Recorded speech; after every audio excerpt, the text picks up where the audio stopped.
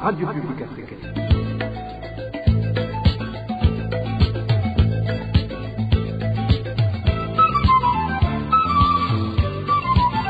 Radio Publique Africaine. Nous sommes mercredi 14 avril 2025. Bienvenue à mes fidèles de la RPA à ce journal dont voici les principaux titres.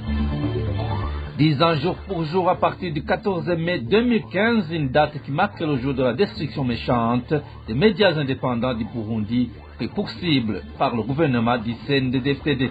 Gilbert Niyonkuru, ancien journaliste de la RPA, fait savoir que la destruction de ces médias a toujours été dans les plans du pouvoir de Bujumbura. Quant aux activités préparatoires aux élections en cours, les citoyens de différentes localités du pays dénoncent le fait de faire disparaître les cartes d'électeurs des membres des partis de l'opposition d'une part et les campagnes du parti au pouvoir qui perturbent les activités des citoyens d'autre part, qui sont obligés de tout laisser pour aller assister à ces meetings. Vous le suivrez dans ce journal. Dans ce journal, vous parlerons également des militants du parti CNL Eldagatongwassa, enlevés du jour au lendemain et qui restent introuvables alors que certains auteurs de ces enlèvements avaient été identifiés. Voilà pour le sommaire. Bien le bonsoir mesdames et messieurs, tout de suite, le développement. Ouvrons ce journal par la page média. Il y a 10 ans jour pour jour, le 14 mai 2015, les médias indépendants du Burundi étaient violemment pris pour cible par les forces de sécurité après l'échec du coup d'État. Des bâtiments incendiés, du matériel réduit en cendres, des journalistes contraints à l'exil, un climat de répression qui perdure encore aujourd'hui. Elvis Nyomongere revient sur les faits marquants de cette période. Dès les premiers mois de 2015, les restrictions contre la presse indépendante s'intensifient au Burundi. Le 27 avril, les autorités ferment le studio de l'association burundaise de radiodiffuseurs ainsi que la maison de la presse. Les antennes de la RPA en Ngozi sont également fermées. De plus, les émetteurs des radios indépendantes à l'intérieur du pays sont mis hors service par le gouvernement. Le 13 mai 2015, la radio Rema FM est attaquée par des militaires putschistes. Le lendemain, à 4 heures du matin, la RPA est ciblée par un commando de policiers et de militaires royalistes. Le matériel, les locaux et les véhicules sont incendiés à l'essence. Quelques heures plus tard, Radio-Télévision Renaissance est attaquée à Roquette. Vers 9 heures, le même commando s'emploie à Bonesha FM. Les journalistes sont forcés de quitter les lieux avant que les locaux ne soient mitraillés et saccagés. À midi, c'est la radio Isanganiro qui est visée. Les journalistes parviennent à fuir, mais la station est détruite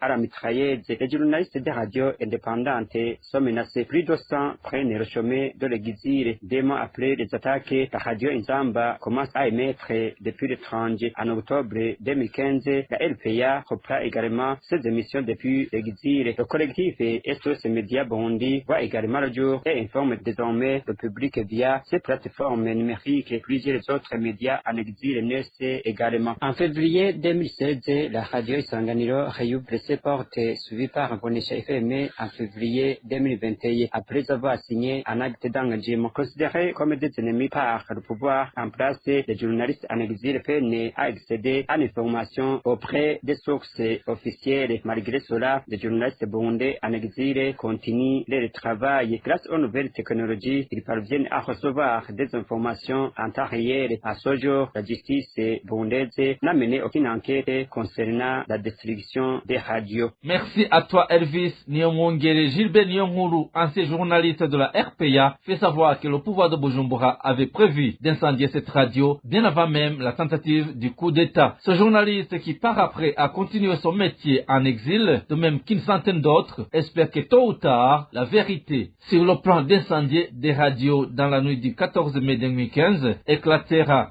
La petite matinée du 14 mai 2015 était un moment inoubliable pour la plupart des journalistes en exil, surtout ceux qui, dans la petite matinée du 14 mai, la radio RPA et les 3 autres ont été attaqués par des agents royalistes et des forces de l'ordre, des militaires composés par des agents de la documentation, de la police et de l'armée burundaise, ont attaqué la RPA. Alors, nous avons été alertés par des agents de sécurité qui assuraient la sécurité de la RPA. Ils ont dit, votre radio a été attaquée, il faut prévenir l'équipe qui doit travailler dans la petite matinée pour ne pas venir. Alors, nous avons alerté l'équipe qui devrait travailler la petite matinée et elle a rebroussé chemin. Mais cette attaque du 14 mai n'est qu'un prétexte d'un plan qui avait été préparé à l'avance, parce que pour ceux qui ont bonne mémoire, le plan pour incendier la radio a été préparé il y avait de cela quelques mois, et nous avions reçu des informations et nous avions aussi alerté l'opinion nationale et internationale sur l'existence d'un plan d'incendie de la radio. Moi, à l'époque, j'étais chef des programmes de la RPA. Je me rappelle bien, j'ai contacté mes confrères de la radio Bonesha FM, du Sanganiro et de la télé Renaissance pour informer l'opinion sur les informations que nous avions obtenues à l'avance. Il y avait de cela 3 semaines. Les émissions de la RPA ont été suspendues le 27 avril 2015, mais la veille, il y avait eu une tentative de suspension des programmes de la RPA par 3 ministres, accompagnés des hauts gradés de l'armée et de la police et des agents de renseignement, mais ils n'ont pas réussi leur coup. Et puis, le président Nkurunziza leur a ordonné de fermer la radio. Le lendemain, c'était le 27. Et alors, après, quelques jours plus tard, nous avons fui le pays parce que certains parmi nous étaient recherchés par la documentation, c'est-à-dire les services de renseignement. Et les journalistes se sont exilés la plupart. 10 ans plus tard, nous avons soif et nous voudrions que justice soit faite. Nous voudrions aussi que la justice soit faite aussi pour nous, les journalistes qui sont en exil, et pour aussi la RPA. Nous espérons un jour qu'il y aura des réparations et qu'il y aura justice.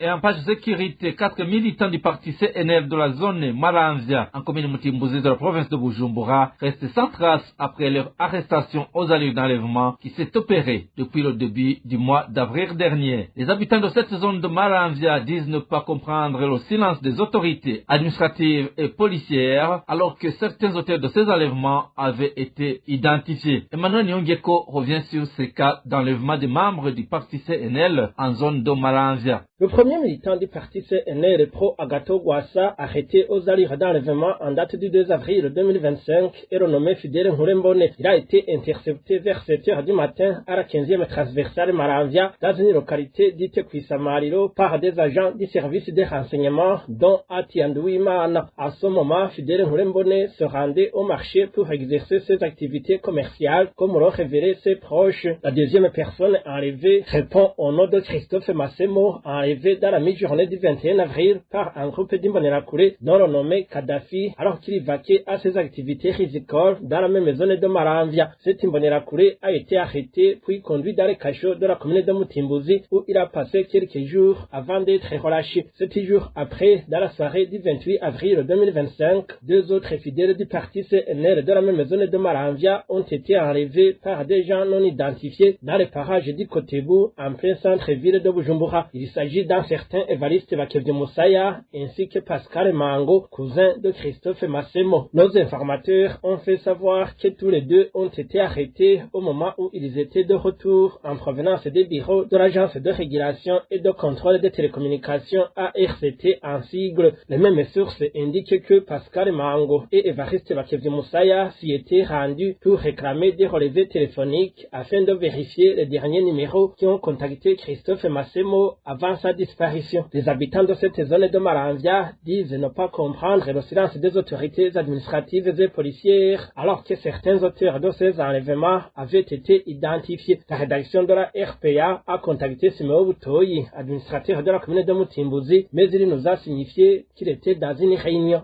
Et le président de la République et le président de l'Assemblée nationale devraient s'activer afin que le député Jean-Baptiste Sindaï Gaya, dernièrement tabassé par des agents du service des renseignements, soit rétabli dans ses droits. Avis de Léonard Nyangoma, président d'honneur du parti CNDD. Selon ce politique, un tel comportement montre que le pays n'a pas réellement de dirigeants. Léonard Nyangoma lance ainsi un appel au Burundi de s'unir pour le changement du régime en place, car, ajoute-t-il, personne d'autre de l'extérieur ne viendra à leur secours. Suivez plutôt Léonard Nyangoma, président d'honneur du parti CNDD. Twarumvise yuko umushingamateka Jean-Baptiste Sindayigaya yafashwe n'abo mu nzego z'iperereza. Nous avons entendu que le député Jean-Baptiste Sindayigaya a été empoigné par des agents du service de renseignement qui l'ont sérieusement tabassé. Il a eu la chance de ne pas être embarqué car celui qui est intercepté par cet organe, soit c'est la mort qui s'ensuit ou c'est l'emprisonnement. L'interprétation que je peux donner à cela, c'est que le pays n'a pas réellement de dirigeant et on se demande qui commande et qui. Est-ce que c'est le président de la République qui commande, le ministre, le service des renseignements ou qui? L'on sait comment un parlementaire peut être arrêté et la procédure qui est suivie, comme vous le savez. On ne voit pas alors comment qualifier cela et ce n'est pas la première fois que ça se produit dans notre pays. Mais nous interpellons encore les autorités, surtout le président de la République. Je ne sais pas si le président de l'Assemblée nationale aurait tenu immédiatement une réunion extraordinaire pour le traitement de ce problème. La victime est en cadre du Parlement. Donc, c'est ce dernier qui devrait la protéger en cherchant les auteurs de ce crime qui, d'ailleurs, ne sont pas difficiles à identifier afin de les poursuivre et les sanctionner. Ces actes de violation des droits de l'homme, emprisonner des gens sans dossier, ont commencé très longtemps et ça dure beaucoup d'années. Et comme je l'ai dit, que l'on ne sait pas qui commande et qui, ça devient difficile à corriger. Quand les dirigeants restent calmes, sans rien dire, ça sous-entend que ce sont eux qui ordonnent ces actes de maltraiter des gens. Le remède dans tout cela, c'est la population qui doit comprendre d'abord qu'elle est menacée. C'est ainsi que ces citoyens doivent former une union forte dans le but de se débarrasser des autorités qui ne les aident en rien, qui leur font plutôt du mal au lieu de garantir leur respect. C'est le peuple qui a le dernier mot. Personne d'autre de l'extérieur ne viendra à notre secours. Cela n'existe pas. C'est le peuple lui-même qui se dégagera du régime en place qui ne fait que violer ses droits. Bazokwikuraho ubutegetsi ataco ubazanira atari kubunyanga agateka kabo. Parlons à présent politique. Lycée Rapide Seruka demande à la communauté internationale et à tous les partenaires du Burundi d'œuvrer avec la plus grande vigilance et responsabilité et d'éviter tout partenariat ou toute autre collaboration susceptible de contribuer directement ou indirectement au renforcement de l'État dans l'exécution de ces crimes contre l'humanité. Dans son mémorandum de ce lundi dernier, lycée Rapide Seruka montre comment le Burundi reste en proie à une profonde crise politique et sociale et la façon dont ses habitants continuent de souffrir sous une répression sévère, tout cela à cause d'un pouvoir tyrannique du parti CNDD-FDD. Walter Kwizera a décortiqué pour nous les grandes lignes de son mémorandum. Son reportage. Depuis 2015, le Burundi et les Burundais sont devenus victimes du parti au pouvoir avec de nombreuses violences et atrocités sans nom, dont des enlèvements, des disparitions forcées, des répressions, des violations des droits de l'homme et sans oublier l'économie du pays qui ne cesse de chuter jour après jour. Ceci est, en quelques lignes, une partie du contenu du mémorandum de lycée Rapide Seruka. Dans son mémorandum signé par Bob Rugurika, le coordinateur de lycée Rapide Seruka, le pouvoir du parti CNDD-FDD a méthodiquement démantelé la société civile burundaise en fermant et incendiant les médias. À cela s'ajoute la suspension de presque tous les partis politiques d'opposition, l'exil de dizaines de leaders politiques,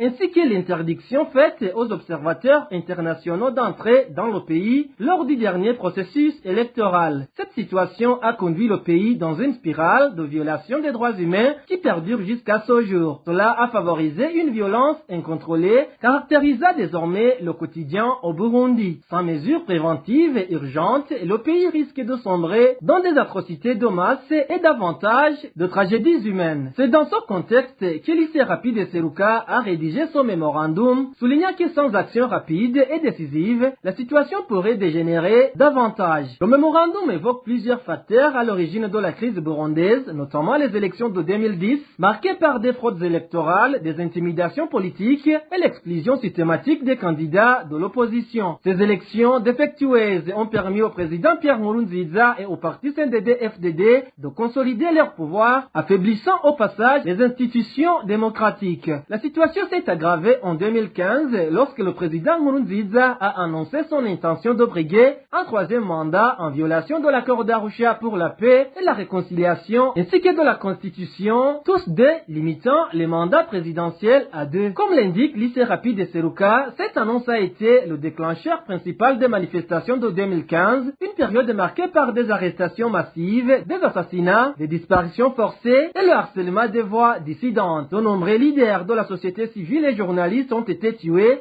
emprisonnés et contraints à l'exil. Les médias indépendants ont été fermés ou incendiés, tandis que des milliers de Burundais ont fui le pays et vivent encore en exil aujourd'hui. Toujours selon Lycée Rapide Seruka, malgré les efforts de la communauté internationale, y compris les Nations Unies, l'Union européenne, l'Union africaine et la communauté de l'Afrique de l'Est, EAC, pour instaurer un dialogue inclusif, le CNDD-FDD a systématiquement refusé d'y participer. Pire encore, même après l'arrêt de la Cour de justice de l'EAC, qui a conclu que la Cour constitutionnelle du Burundi avait violé la loi en validant la candidature de Pierre Nkurunziza, aucune réforme n'a été entreprise au sein du parti au pouvoir. Au contraire, la situation a continué à se détériorer, notamment sur le plan économique, au point que le coût de la vie est devenu insupportable pour une grande partie de la population. À cela s'ajoutent les nombreux problèmes survenus sous la présidence de Ndayishimiye, notamment l'implication du Burundi dans les conflits en République démocratique du Congo, avec le déploiement des troupes burundaises sur le terrain ainsi que la militarisation des enfants, une situation ayant causé de nombreuses pertes humaines dans différentes familles. Ainsi, à travers ce mémorandum, Lycée Rapide Seruka recommande à tous les partenaires du Burundi d'agir avec la plus grande vigilance et responsabilité et surtout d'éviter toute forme de partenariat ou de la collaboration susceptible de contribuer directement ou indirectement au renforcement d'un État impliqué dans des crimes contre l'humanité. Lycée Rapide Seruka appelle à la mise en place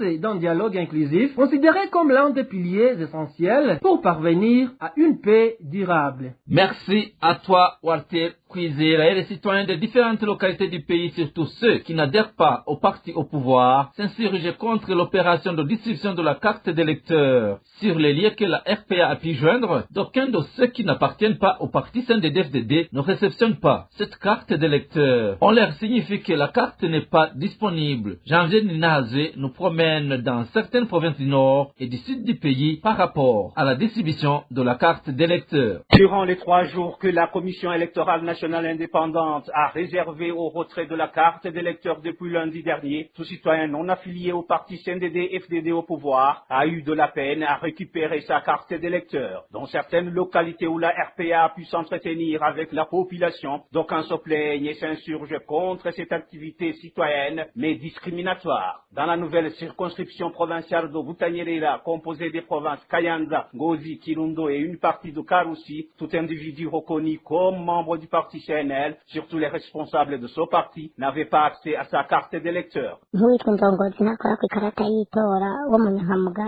responsable du CNL ne touche point à sa carte d'électeur. C'est lui qui a échappé à l'arrestation. Cette fois-ci, il ne doit pas élire. Il est dépourvu de sa carte d'électeur par les responsables du parti CNDD-FDD et les Imbonerakure ici à Butanyerera. Même scénario qu'en province Muyinga, le non-partisan du CNDD-FDD n'ont pas bénéficié de leur carte d'électeur. Au lycée communal de Muyinga, il y en a ceux qui n'ont pas eu leur carte d'électeur, de même qu'à l'Ekofo Kibonganya et à l'Ekofo Uzivira de la colline Kibonganya. En province Kirundo, les habitants de la commune Nega avec qui nous nous sommes entretenus demandaient plutôt des explications à la CENI sur la probable confection de cartes d'électeurs uniquement pour les adeptes du parti CNDD-FDD. En commune Mutaro de la province d'Itega, la réponse aux affiliés des formations politiques autres que le CNDD-FDD était que leurs cartes n'ont pas été imprimées ou encore d'aller les chercher chez le responsable du CNDD-FDD sur leur colline d'origine. Au sud du pays, en province Rumongue, le marché était animé par les partisans du CNDD-FDD puisque avant d'y entrer, l'exigence était d'exhiber sa carte d'électeur. À certains, on explique que leurs cartes ne sont pas disponibles et à d'autres, qu'ils vont revenir. Aujourd'hui, on ne peut pas entrer au marché de Rumongue sans exhiber la carte d'électeur.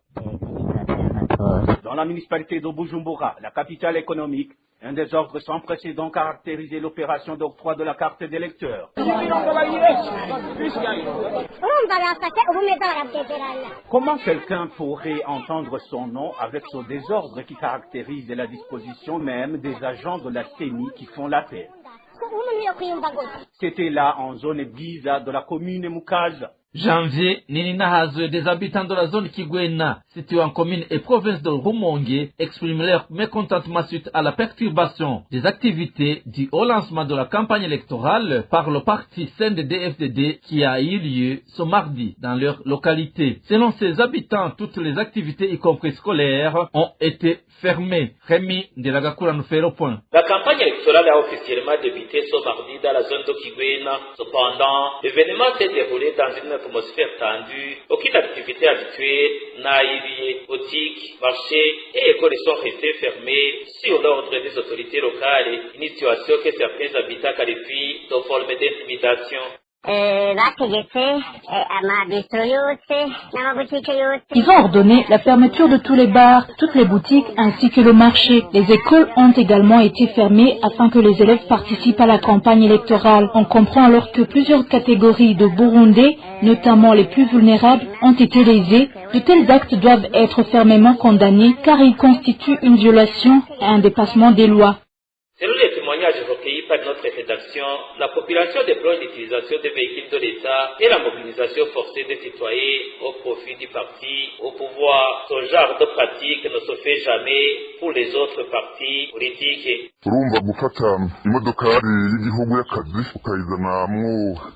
L'utilisation des véhicules de l'État dans les campagnes électorales est illégale. Il est donc impératif que le chef de l'État et les autres autorités garantes de la loi mettent fin à de telles pratiques. Faute de quoi, il faudra aussi accorder les véhicules communaux aux autres partis politiques pour leur propagande, car les véhicules de la commune ou de l'État n'appartiennent pas à un parti politique, mais à la nation et à ses citoyens.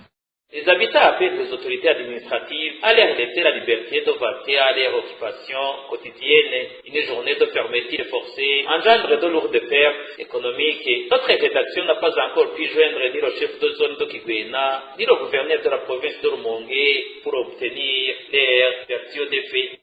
Merci à toi, Rémi Ndelagakula. Et le Conseil national chargé de la communication au Burundi a rendu public ce mardi les directives que devront suivre les organes de presse dans la couverture des interventions des candidats durant la campagne électorale en cours. Cette campagne concerne les élections législatives et celle des conseillers communaux prévues le 5 juin prochain. Parmi ces directives figurent les conditions d'accès et du temps d'antenne aux différents partis politiques. David Claude Mananayo nous expose quelques-unes de ces mesures que les médias sont appelés à respecter. Convaincu que les règles de pluralisme et de l'équilibre de l'information électorale constituent des principes sacro-saints de la régulation en période électorale, attendu que chaque parti politique et coalition des partis politiques indépendants jouissent de ces principes aux médias d'État et privés. Pendant la campagne électorale, le Conseil national de la communication a rendu public des directives qui ont pour objet le respect par les médias d'État et privés des principes de l'égal accès, de pluralisme et de l'équilibre de l'information pendant la campagne pour les élections législatives et communales du 5 juin 2025. L'article 2 du chapitre 1 stipule que la période de campagne électorale s'entend de celle légalement définie par la loi électorale du Burundi, article 25. L'article 3. Les médias d'État et privés sont autorisés à publier et à diffuser les informations relatives à la campagne pour les élections législatives et communales du 5 juin 2025 dans les conditions définies par la présente décision. Selon l'article 4, la couverture par les médias d'État et privés des meetings et manifestations organisés par les partis politiques ou coalitions des partis politiques et indépendants est gratuit. L'article 5 stipule que les journalistes étrangers doivent obtenir les accréditations auprès du CNC avant l'ouverture officielle de la campagne. Pendant la période de campagne pour les élections législatives et communales, les médias d'État doivent respecter scrupuleusement les principes de l'égal accès, de pluralisme et de l'équilibre de l'information à l'égard de tous les candidats en lice. Tous les partis politiques, coalitions de partis politiques ou candidats indépendants ont droit à un temps d'antenne égal dans les médias des temps, comme le stipule l'article 7. L'article 8 stipule que le temps d'antenne est fixé par le CNC après l'annonce de la Commission électorale nationale indépendante de la liste des partis politiques et coalitions des partis politiques ou candidats indépendants en lice. Toutefois, selon l'article 9, les partis politiques, coalitions de partis politiques ou candidats indépendants ont le libre choix d'occuper le temps d'antenne qui leur est affecté à l'article ci-dessus par la diffusion d'éléments préenregistrés. L'article 10 stipule que pendant la durée de la campagne pour les élections législatives et communales, l'utilisation à des fins de propagande politique et de toute publicité commerciale est interdite. L'article 12 du chapitre 3 concernant les modalités d'enregistrement et de diffusion stipule que toutes les interventions sont enregistrées et réalisées sans le public et dans les mêmes conditions pour tous les partis politiques et coalitions des partis politiques ou candidats indépendants en compétition. Selon l'article 13, les heures d'enregistrement des messages de campagne sont fixées par le Conseil national de la communication dans les locaux de la radio et télévision nationale du Burundi en concertation avec les responsables de cette dernière. L'article 24 stipule que durant cette même période de campagne, il est interdit d'interrompre les messages de campagne des candidats ou autres invités par les pages publicitaires de quelque nature que ce soit. En page gouvernance, l'organisation de la société civile burundaise, active dans le domaine de la bonne gouvernance PACSEM, apprécie la décision prise par le récent Conseil des ministres d'augmenter le prix du café non raffiné, mais cette organisation ajoute en effet que cette décision nécessite d'autres mesures d'accompagnement. Faustin Dekoumana, président de la PACSEM, fait savoir que même si le prix est passé de 1350 francs burundais le kilo à 2100 francs burundais, le gouvernement devrait payer les agriculteurs à temps et encourage les banques à donner des crédits aux exportateurs qui investissent dans le café et sans beaucoup de conditions. Écoutez plutôt Faustin Dekoumana, il est le président de la PACSEM. Le gouvernement vient de prendre une mesure d'augmenter le prix du café aux producteurs. D'abord, nul n'ignore que le café est d'une importance capitale dans la vie de notre nation. D'abord, elle génère des devises. Vous savez que le pays actuellement accuse un manque de devises très cruel. La chose importante, c'est que pour que le café puisse donner des résultats concrets au niveau de la production, au niveau du revenu des paysans, il faut augmenter la production. On pourrait dire que l'augmentation des prix diminue la production, ça diminue le producteur, l'agriculteur. Alors, augmenter le prix de ce café ne suffit pas, alors il faut des mesures d'accompagnement. Au niveau de la production, il faut reprendre les pratiques suivantes. La campagne de fertilisation, parce que 5 ans viennent de passer alors que cette campagne n'est pas organisée régulièrement. La disponibilité des engrais appropriés, la campagne de pulvérisation. Au niveau de la vente, il faut supprimer cette rubelle administrative qui cause un grand retard dans l'exportation. Beaucoup d'exportateurs se ramassent. Mais est-ce que le taux de change sera capable vraiment de couvrir? Les banques sont-elles préparées pour disposer de crédit à l'exportation? Parce que le prix a augmenté du simple au double, ça veut dire que le crédit à l'exportation va doubler pour couvrir les paiements. Aussi le défi du dialogue entre les exportateurs, les privés et l'État, parce que l'État a toujours tendance à prendre des mesures et à faire cavalier seul dans la prise de mesures et dans un secteur où il pourrait fédérer des contributions des autres pour prendre des mesures concrètes, des solutions de douane équilibrées, au lieu de faire cavalier seul et prendre des fois des mesures et des solutions bancales. Et un enseignant du nom de Stanley, suspecté de vol de 3 ordinateurs et d'autres matériels à l'école fondamentale de Mabanda 1 en commune Mabanda de la province Makamba, s'est rendu à la police de Mabanda. C'est après que les parents d'élèves de cette école aient demandé que le suspect soit arrêté et traduit en justice. Ces parents d'élèves de cette école indiquent que le mandat d'arrêt avait été livré contre lui, mais certaines autorités qui ne voulaient pas le voir arrêté l'avaient couvert pendant ce temps. d'équipement. Ces 3 ordinateurs avaient été volés il y a de ça 3 semaines à l'école fondamentale de Mabanda 1. Passe maintenant au mini-magazine au cœur de la société. Aujourd'hui, la synergie des médias, RPA, Ijwi ry'Abanyagihugu, Radio Inzamba, Agateka Kawe et la télévision Renaissance. Revenons à cette date du 14 mai qui nous rappelle à commémorer 10 ans de la destruction méchante des médias indépendants au Burundi par le régime du CNDD-FDD en utilisant les corps de sécurité et la milice de ce parti Imbonerakure. Pour la synergie, la présentation est assurée par Pierre Gahungu. Au cœur de la société.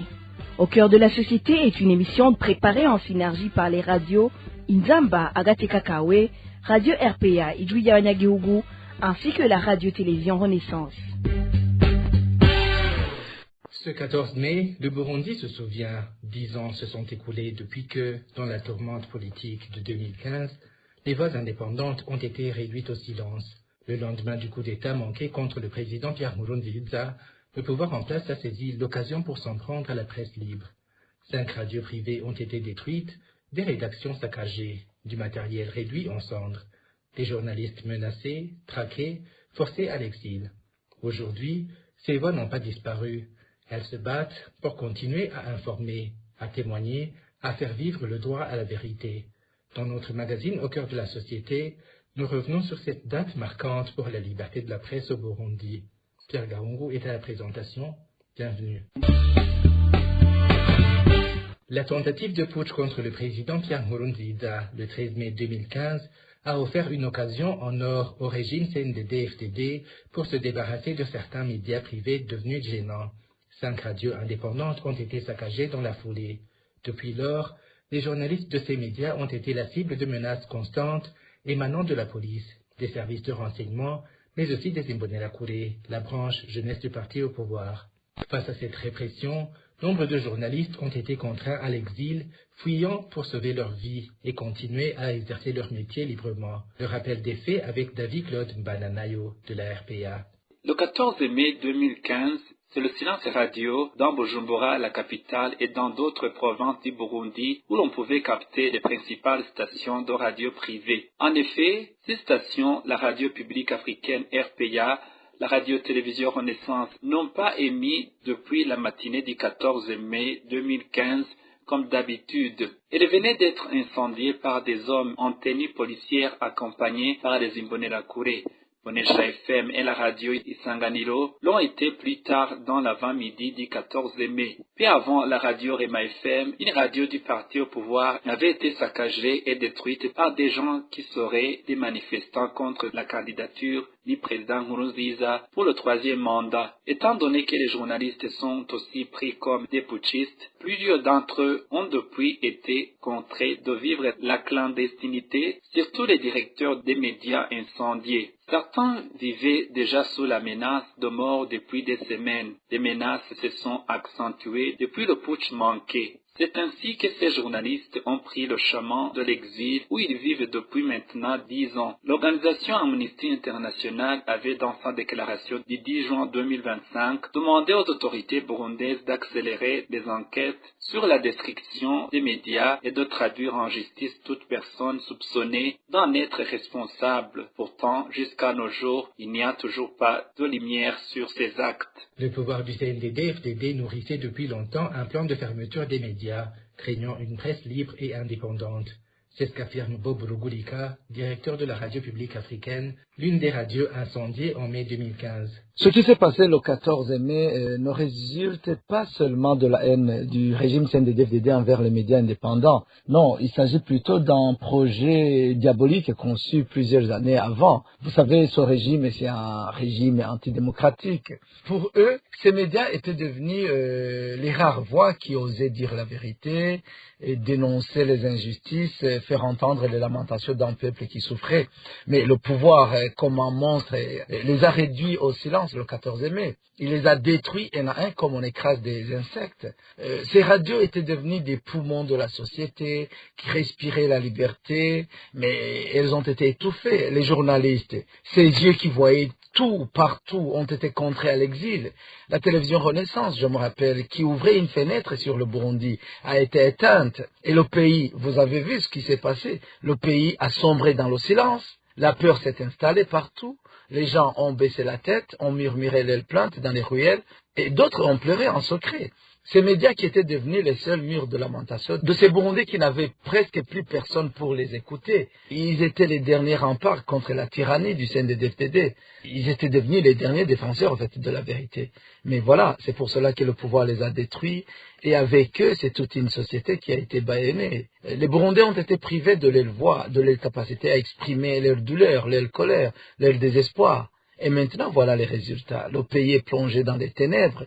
Le Burundi est méconnaissable aujourd'hui. La peur règne en maître. Les gens vivent dans la terreur, dans l'attente de la prochaine répression, de la prochaine arrestation ou de la prochaine disparition.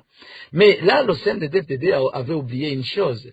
Même dans les ténèbres, il y a toujours des voix qui murmurent, des voix qui refusent de se taire, des voix qui crient dans le désert et qui appellent à la liberté, à la justice, à la vérité. Ce sont ces voix aujourd'hui qui empêchent les tyrans burundais de dormir. Ce sont nos médias indépendants en exil. Bob Rugurika garde néanmoins espoir. Le moment viendra, dit-il, où les médias détruits obtiendront justice et où les auteurs de ces actes devront en répondre devant la loi. Vous savez, les responsables de cette destruction méchante de nos médias, ces hommes qui ont ordonné la répression, la torture et les assassinats, ils finiront par payer pour ces crimes.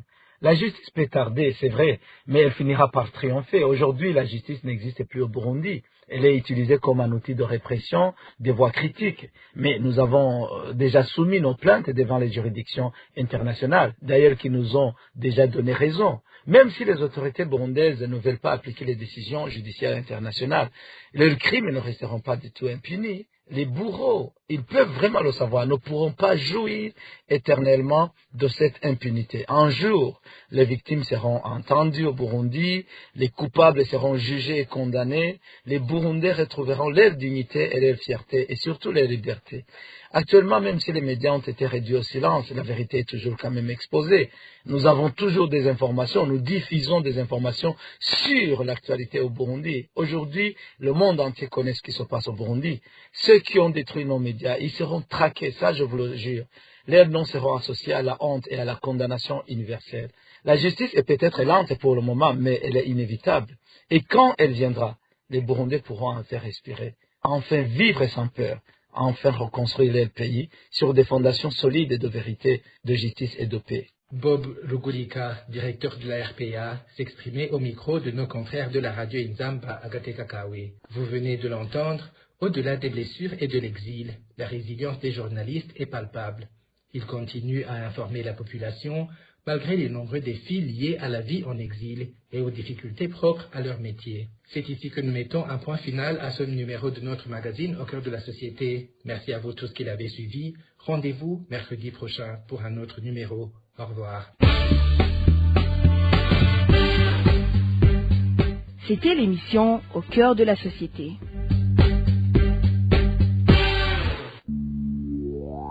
Et voilà, chers auditeurs, c'est par ici que nous clôturons le journal en français de ce mercredi 14 mai 2025. Merci pour votre aimable écoute. Merci également aux équipes rédactionnelles et techniques pour leur franche et parfaite collaboration. À la présentation de ce journal, vous étiez avec Clovis Nyonzima. Passez de bons matchs chez vous. Au revoir.